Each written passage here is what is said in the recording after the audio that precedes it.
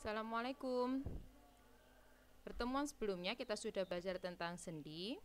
Hari ini kita belajar tentang otot ya.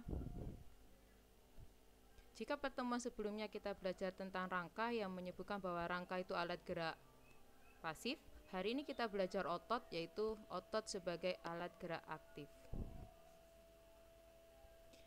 Kenapa ya kok disebut alat gerak aktif? Coba kita pelajari dulu struktur otot.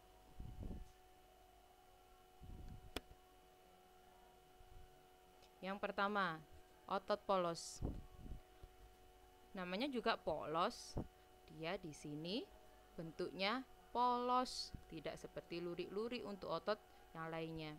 Otot polos disebut juga dengan otot tak sadar. Kenapa kok disebut otot tak sadar? Ya, bekerjanya tak sadar. Kita nggak bisa nyuruh si otot polos itu untuk bekerja, tapi dia bekerja dengan sendiri.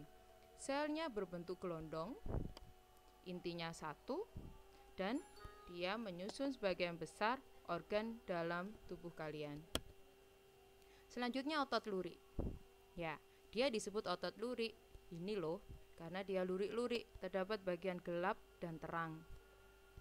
Berbentuk serabut, intinya banyak, dan disebut juga otot rangka karena dia menyusun tulang rangka. Jadi dia ada di tulang rangka. Nah, otot lurik ini yang biasa disebut dengan daging. Dan otot lurik pun disebut sebagai otot sadar karena dia bekerja secara sadar. Kalian bisa menyuruh dia, contoh di tangan kalian menyuruh tangan kalian menulis. Nah, itu bekerjanya dengan otot lurik. Selanjutnya otot jantung. Hampir sama dengan otot lurik, tapi bekerjanya seperti otot polos.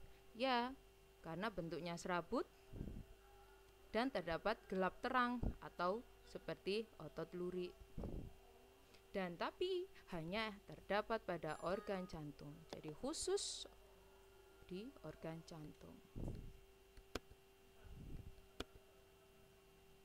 Coba bandingkan otot polos sama otot jantung. Di sini seperti ada serabutnya. Kalau yang di sini bukan ya. Coba diperhatikan.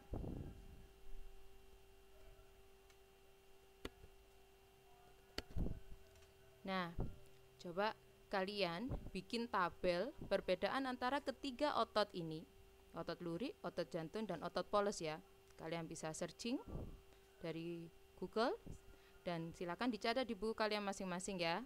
Saya tunggu nanti laporan ke Google Form. Terima kasih.